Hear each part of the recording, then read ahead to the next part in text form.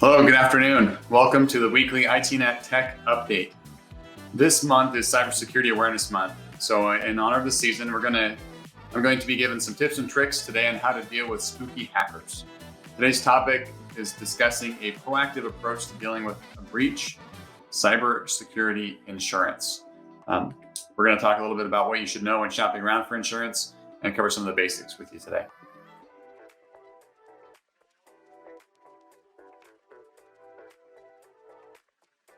Hello, I'm Michael Kinnett, CEO and founder of ITernal Networks. And every Friday at 1 p.m. on our Facebook, YouTube, Twitter, and my personal LinkedIn, we discuss the latest tech and cyberspace news that may affect your business. At the end of our live session, I'll also be answering some questions from the audience. So if you have any tech and cybersecurity questions, get them ready so I can answer them at the end. Today, from some of the topics from the news that I've seen this week, some weeks I cover one. This week, there's actually two that kind of jumped out at me.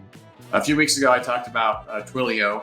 They're a software company that allows integrations for texting, SMS, voice, those type of things. A lot of major enterprises use those to integrate within their own applications. Small businesses use them as well. And they had a hack in August that I talked about a couple of weeks ago.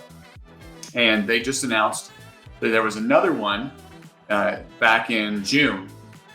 So they just disclosed the one in June. So it's an addition to the one back in August that I mentioned a couple weeks ago. And the breach in June lasted less than 12 hours. So they caught it pretty quickly, and it was limited to a very small number of customers who have been notified about the breach. But what happened is the attacker used social engineering to trick one of the employees into handing over their credentials in a voice phishing attack, or vishing. Now, for those of you that may have joined my webinar where we talked about other breaches and other types of things, phishing is a big tactic that criminals are using now. So this is a perfect example of one of those where a breach actually occurred from a phishing attack. So if you didn't catch the webinar and you would like to know more about some of those things, you can go and get access to that recording for our webinar earlier this month.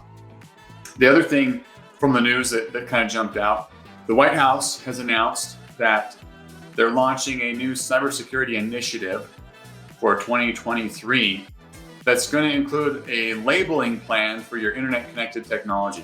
So if you go to the store and buy anything that's going to be internet connected, and I think IoT, right? Internet of Things devices.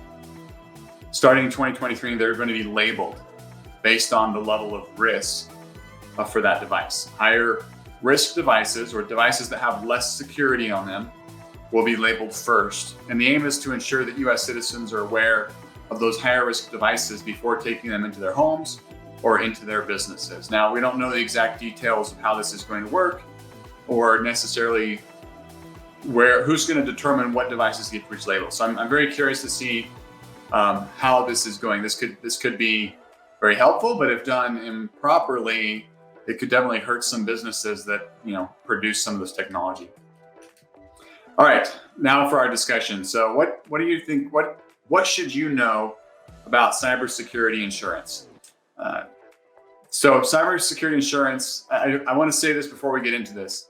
Cybersecurity insurance is not an alternative to a cybersecurity program within your business. You can't just go and say, you know what, I'm going to go buy a cybersecurity insurance policy, and if I get breached, they'll cover me. That may have been fine a few years ago, but not anymore. In order to get cybersecurity insurance now, a lot has changed, and you must fulfill all of the requirements of that insurance policy in order to one, qualify to get it.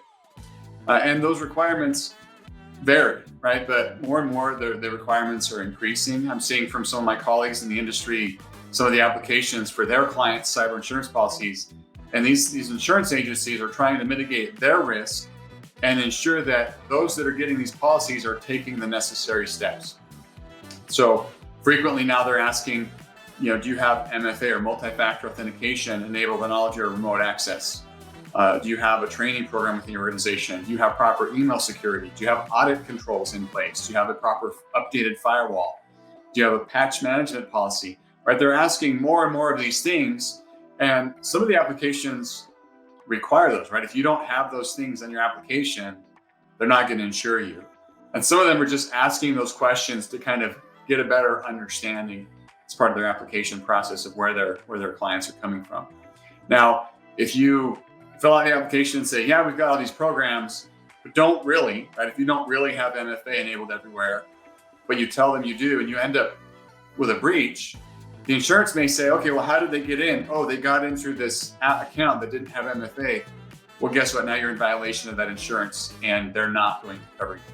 So it's very important that you understand what those requirements are up front, and that you make sure you implement them, so that if you ever do need to rely on that insurance, it's there and available. It's important that you evaluate the potential risks to your company and the extent of what could be covered by this insurance policy. And in order to do that, you need to have a meeting with your insurance agent, right? Talk with them. Make sure you understand what's covered, what's not covered, right? What are the risks that the insurance would cover, and what is left to you as a business to manage, and make sure that you're working in a unified front with your insurance agency to get the proper coverage and protection. They can help you evaluate your policy options, the premium value, and decide how much risk you're going to assume and how much you're going to transfer to the insurance agency. Also, you need to know what's covered under your policy, right? Cyber attacks cause damage to businesses, of course, but they also frequently affect the customers and clients of those organizations.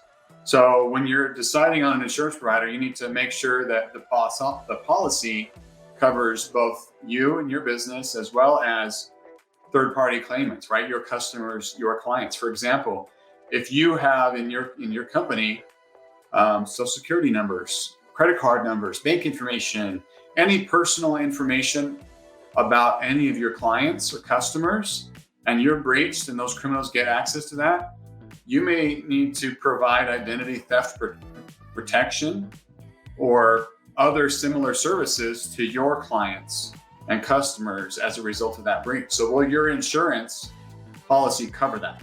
Or are you on the hook for paying the costs for that? So here's a list of a few questions you can ask your insurance agent to make sure that you understand what the policy does and doesn't include. Will coverage apply if the event was caused by a non-malicious employee activity? Or that's an important one, right? If one of my employees doesn't intend to do harm, but accidentally does something like fall for a phishing attack, will the insurance cover it? Or are they going to say, nope, we only cover malicious activity? Given that some cyber threats take time to discover, will the policy include timeframes during which coverage is in effect?